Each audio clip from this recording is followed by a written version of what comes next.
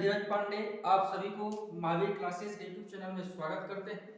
आइए हम लोग पढ़ते हैं 10th क्लास एनसीईआरटी का मैथ चल रहा था, जिसके अंतर्गत हम लोग संख्याओं की जानकारी किए थे, परमेय अपरमेय, शांत और अशांत संख्याएं। आगे हम लोग बढ़ते थे बहुपद की ओर। बहुपद जो आपका होता है चर और अचर संख्याओं के मेल से बना होता है। बहुपद न्यूनतम 3 प्रकार का होता है। देखिए ऐसे तो देखिए बहुपद जो होता है ना, वो बहुपद चर x के बहुपद px में x की उच्चतम घात को ही क्या कहते हैं, बहुपद की घात कहते हैं, यानी कि polynomial of power, power of polynomial. कहने का मतलब है कि बहुपद के x में जो px की उच्चतम घात होती है, यानी कि अधिकतम जो घात होती है, वही बहुपद की घात होती है। चाहे वो x का पावर 1 हो, 2 हो या 3 हो, जो भी हो वो आपका बहुपद का पावर कहलाता है। बहुपद में जो आपका चर संख्या और अचर संख्या दोनों मिली होती है। देखिए चर संख्या जो होती है आपका जो भी है a b c d x y z, ये सभी जो है अल्फाबेट की जितने भी नंबर्स हैं चर संख्या में आती है। अचर संख्या आपका जो काउंटिंग होता है, जैसे 2 है, 3 है, 1 है, जो भी है डॉट डॉट इंफिनिटी तक, ये सभी अचर संख्याएं होती हैं। तो यहाँ पर चर और अचर मिल करके बहुपद का निर्माण करते हैं। बहुपद का मतलब जैसे मान लीजिए कि 2x है प्लस 1 है, या प्लस 0 है, या 2x प्लस 1 है, ये सभी क्या है, एक बहुपद है। इसका उच्चतम घात, यानी कि मान लीजिए कि इसका पावर 1 रख दिए और इसका पावर 2 रख दिए, तो इसका जो उच्चतम घात है, इसमें पहले वाले बहुपद में मेरा 2x का पावर 1 है और दूसरे वाले बहुपद में 2x का पावर 2 है, तो दोनों क्या है, बहुपद की उच्चतम घात। तो यहाँ पर 1 जो है 2x का पावर है और 2x का पावर 2 है दूसरे समीकरण में। तो यहाँ पे कहने का मतलब है कि बहुपद का जो भी उच्चतम घात होगा वो बहुपद का घात कहलाएगा। यहाँ पर जैसे में हम दिए लिखे हैं यहाँ पे कि x प्लस 1, यहाँ पे जो है इसका पावर 1 है और आपका यहाँ पर 2x का पावर 2 है और यहाँ 1 है और यहाँ 1 है, यानी कि यहाँ पे अचर संख्या है। तो x प्लस 1, इसमें चर और अचर दोनों है, 2x चर अचर दोनों, x प्लस 1 चर अचर दोनों, तो ये बहुपद है। बहुपद की उच्चतम जो घात होती है वही बहुपद की घात कहलाती है। अब आइए देखते हैं यहाँ पर कि बहुपद का न्यूनतम मान 3 प्रकार का होता है। कम से कम न्यूनतम मान जो होता है बहुपद का वो 3 ही प्रकार का होता है। इससे अधिकतम 4-5 तक हम भी ले सकते हैं। तो यहाँ पर रैखिक बहुपद, द्विघात बहुपद और त्रिघात बहुपद। देखिए रैखिक बहुपद जो होता है आपको 10th क्लास में ये 3 तक ही पढ़ना है, त्रिघात बहुपद तक ही। अब देखिए अगर भागा होगा हम लोग बनाएंगे, डिवीजन करेंगे, इसमें डिवीजन होता है बहुपद का, तो उसमें आपका 4 घात 5 घात करके ऐसे दिया रहता है। तो हम लोग प्रूफ करेंगे या समीकरण जो हम लोग बनाएंगे 3 घात तक ही बनाएंगे। देखिए रैखिक बहुपद जो होता है वैसा बहुपद जिसका पावर 1 हो या 1 हो, उसका जो है वैसा बहुपद जो होता है रैखिक बहुपद कहलाता है।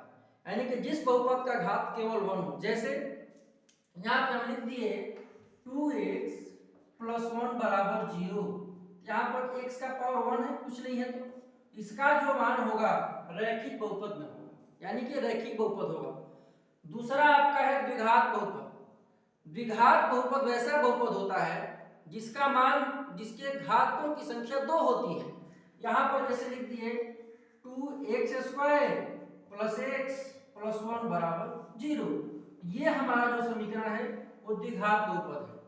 द्विघात बहुपद में घातों की संख्या 2 होती है, रैखिक बहुपद में घातों की संख्या 1 होती है।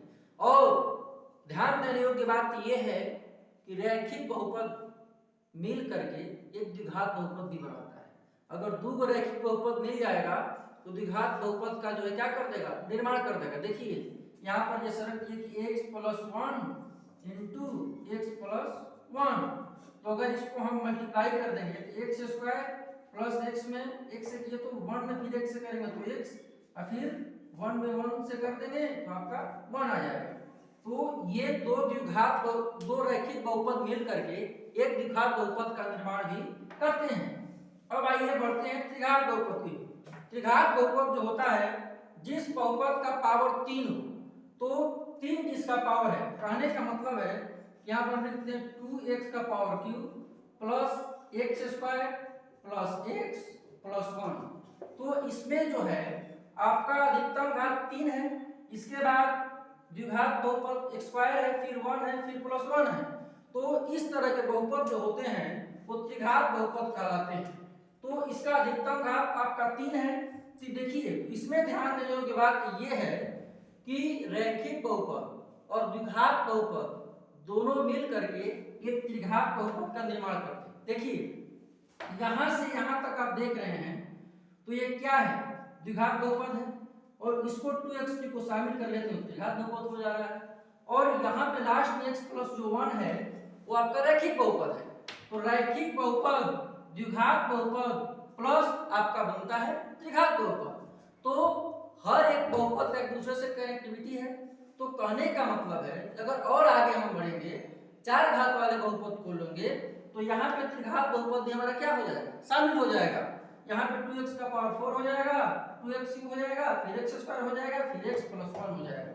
तो आगे की ओर अगर हम बढ़ते जाएंगे तो हमारा पीछे की जितनी बहुपदें हैं सब शामिल होती जाएंगी, तो आगे की बहुपद का निर्माण होगा। तो इस तरह के बहुपद जो है हमारे 10th क्लास में पढ़ना है। अगर देखिए इसमें क्या होता है आपको कि जैसे ही आगे की ओर बढ़िएगा तो आपको बहुपदों में शून्यकों की संख्या ज्ञात करनी होती है। तो उसमें एक चीज देखना है कि बहुपदों में जो शून्यकों की संख्या होती है, मान लीजिए कि कोई एक सवाल हम लिख देते हैं एक्स स्क्वायर, इसके बाद -2x - 8 -2x - 8 बराबर 0। ये जो आपका एक द्विघात बहुपद है। द्विघात बहुपद में अगर शून्यकों की संख्या निकालनी होगी, x की वैल्यू निकालनी होगी, तो कैसे निकालते हैं? देखिए यहाँ पर हम क्या करते हैं कि मान लीजिए कि ये a है, ये b है और ये c है। आपका 3 चर संख्या, चर और चर दोनों दिया है, क्योंकि चर और चर मिला करके ही आपका बहुपद बनता है। तो यहाँ पर क्या होगा कि आपको यहाँ पे जो 2x दिया है और यहाँ पर जो लास्ट वाली संख्या जो दी है, इसको तोड़ करके गुणनखंड करके हम ऐसी संख्या लाएंगे जिसको जोड़ देने पर या घटा देने पर हमारी बीच वाली संख्या प्राप्त हो जाए। देखिए अगर 8 को 2 भागों में आप तोड़ रहे हैं गुणनखंड के रूप में, तो यहाँ पर अगर 2 और 4 से मल्टीप्लाई कर देंगे तो 8 आ जाएगा। 2 और 4 से मल्टीप्लाई करने पे 8 आ जा रहा है, लेकिन यहाँ पर हमको बीच में दो जो संख्या दिया है 2x, इसको भी जोड़ या घटा करके उस संख्या को प्राप्त करना है। तो अगर एक्स स्क्वायर माइनस यहाँ पे लिख देते हैं 4x, यहाँ पे प्लस 2x कर देते हैं -8 बराबर 0, तो 4x में से 2x अगर कम कर देंगे तो आपका क्या आ जाएगा, 2x आ जाएगा।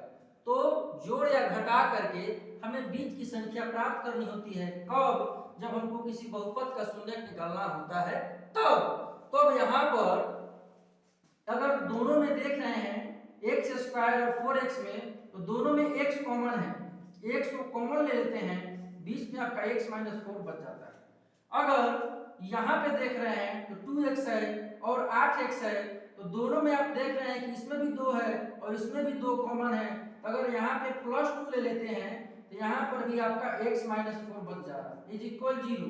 अब देखिए हमारा जो बीच का मान आ रहा है वो दोनों इक्वल आ रहा है, तो इसमें क्या करते हैं कि कोई एक ही मान लेते हैं।